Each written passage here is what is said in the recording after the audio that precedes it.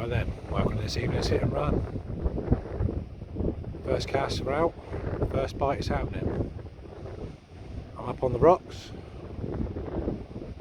Hello, they're both off. I'm up on the rocks, it's definitely a bite on the right hand rod. Unfortunately I didn't bring the big light with me today, so you can't get me any footage of me winding in, so it's going to be a bit dark. But I shall see what I can get. Both rods are out on squid and sandhill at the moment. It's blowing a 5 to 7 southwesterly. So I'm on one of my rock marks out of the way. I think it's time I gave that a bit of metal.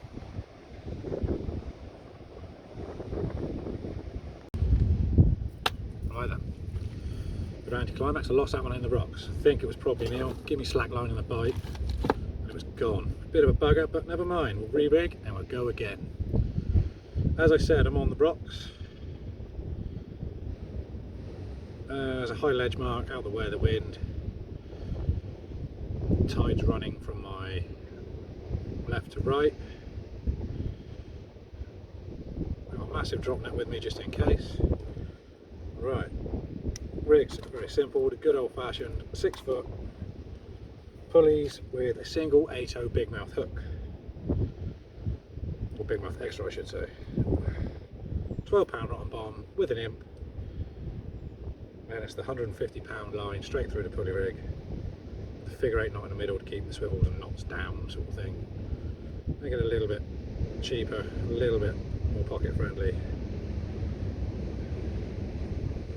I was going to fish Chesil all night, but it's got a massive like 2.5 metre, 3 metre swell rolling. You might be able to hear in the background.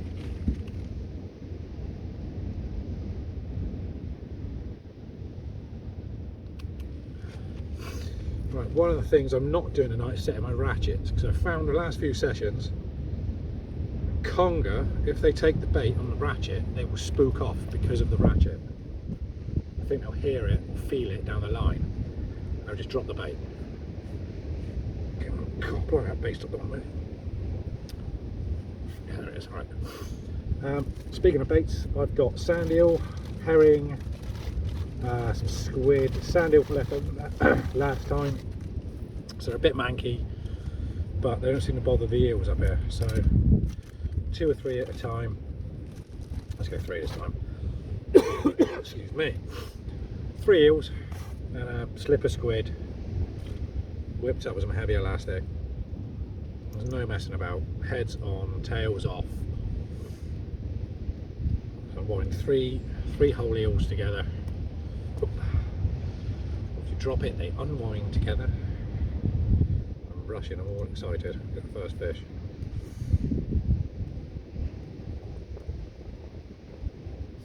I've got a bug down my throat too, right. So, have a tail off both ends. I'll just nick my hook in through an eel. Like that. I've got my 8/0 hook here. Just nicked it in through the end of the bait, run up with a big tag end of line off my knot, so I'll whip around it and I keep it all nice and secure. I'll add a little strip of squid to that. I've got some cuttlefish with me as well today. That'll be going out in a minute on one of them. We're going out if I run out of squid. Right, it's only got about, this is all the leftovers from the last trip out. I managed to keep most of it frozen, or pretty much frozen. I find it sometimes works a bit better because we've got a bit of a blow. It's all gone a bit manky in the water. Sometimes it gets the fish feeding. Right, onwards. Alright, we found a culprit. We got ourselves a strap on the first chub. 2.5 pound, 2.5, 3 pound maybe. You get him off. Using the Gemini, we're flipping back over the edge. That was on herring and squid. Back for another one. So it's all gone a bit mental. I've been struggling to keep baits in the water for the last 20 minutes. I've one massive slack line, which I reckon was a bass. So I found it on there. A lot of head shaking and not a lot of weight to it. Right, probably only a couple of pound. But one's here, there's more here. So strip of squid, which I saw around just now. Bait rigs everywhere, leads everywhere. It's all gone a bit mental. Right. So again, baiting up again with another half of the herring and a big strip of squid. It's about half a squid. Just the carapace, the body, split down the middle. All the guts are still in there. Big fishy parcel like that. All up to a single 8.0. £150. I think this is Suffolk Supreme I'm using today. Not the usual Robex 10X. It might be 10X, I'm not sure. Another quality £150 line. That's what you've got to look at. You've got to spend a little money on your lines, but you buy in bulk and then it costs the earth. Right. Let's talk you through it really quick. Let me get that tangled. Right. As I said before, it's an 8.0 big mouth extra. It's a £150 line with a bait stop.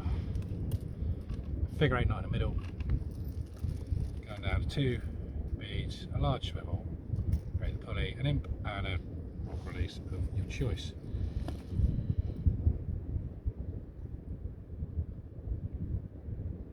Right. Let's see if we get a second trace baited up now, because it's been that mental. I already managed to get one spare baited up any time. Onwards. Right, let's get another one baited up. Slight lull in the action, but that's not much right.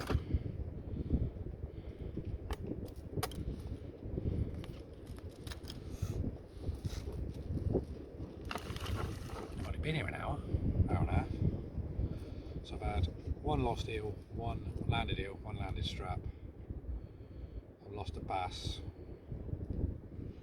Missed a couple of bites. Right, so let's tie another rotten bottom. I use £12 for rotten bottoms. £10 gives away the leads. And in my opinion, £15 is just a little bit too much to get anything back.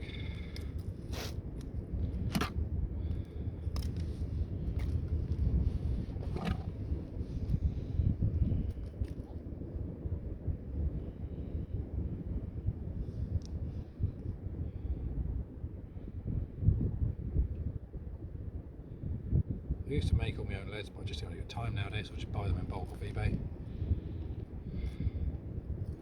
Right, well, bottom done. Now this rig's slightly different. I'm following some of my advice I've had from the Norway boys. Got my starlight.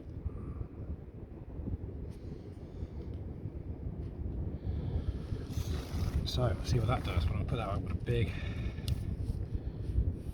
head of the cuttle, body of the cuttle, head, body.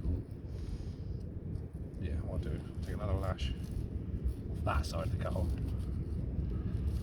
Save that for a hook bait for the sand eel. Throw the background out. This is sort of hammy rods even. So I've got a big old lump of cutley bait. This is where the bait mate comes in.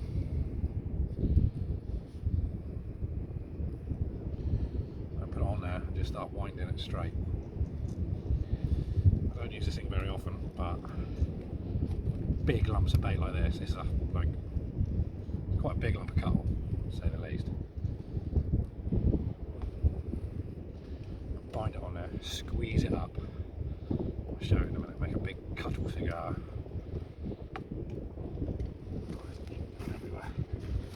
Right, let's make a big cuttle cigar like that.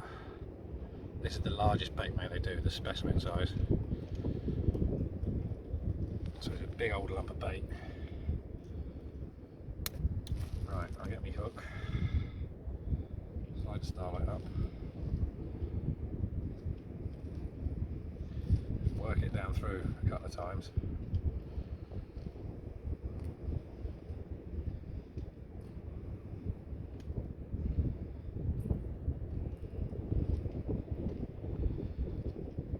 Struggling a bit with dexterity in my right hand because I broke it this summer. Look at the bloody dog. Dog went through a gate. Oh, I thought the dog went through a gate, it was dark. Dog stopped, I carried on. Thud, bang, pow. Cool, I think I might have broke my hand. I did. Never mind, I think I'm fixed. Ugh.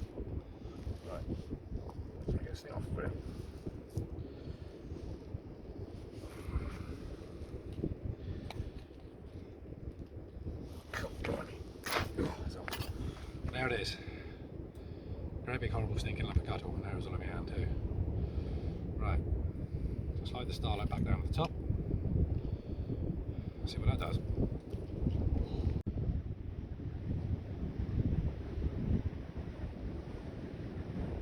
A little bit of rod tip action.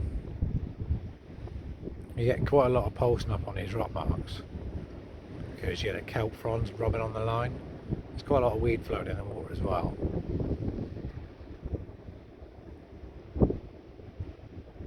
When you get a bite, you kind of can tell the difference. Also, another tip is to keep casting in different directions, like a fan pattern. If you find a bit of clear ground, try and aim for it every time.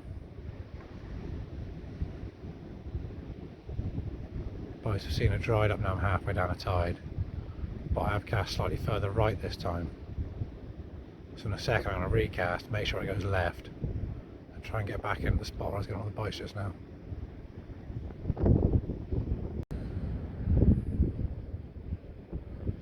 Been a bit biteless for the last 40 minutes. That's just a tidal pull. I think this mark is going to be a 3 hours up, 3 hours down sort of touch. That's where most of my bites have come. I have one little edible crab, I'll chuck a still in at that. About the size of your hand. The whole thing. We're in the last hour of the session now. Let's see what we can do. Just one little strappy, one lost eel, one lost bass I think, so it's a lot faster than eel. Yeah, quite a lot of bass around here too.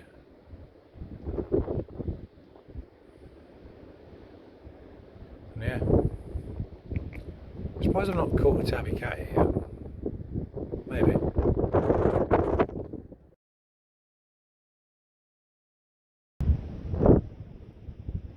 Alright, nearly down to the last chucks.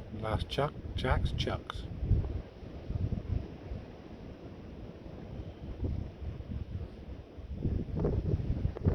On the last chuck on one of the rods, is going to go about 30 yards out with a half a sardine. Just see if something's in a bit closer.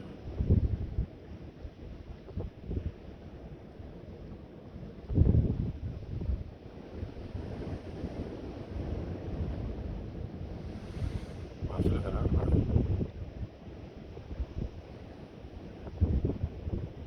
Suddenly both my rods are going mental.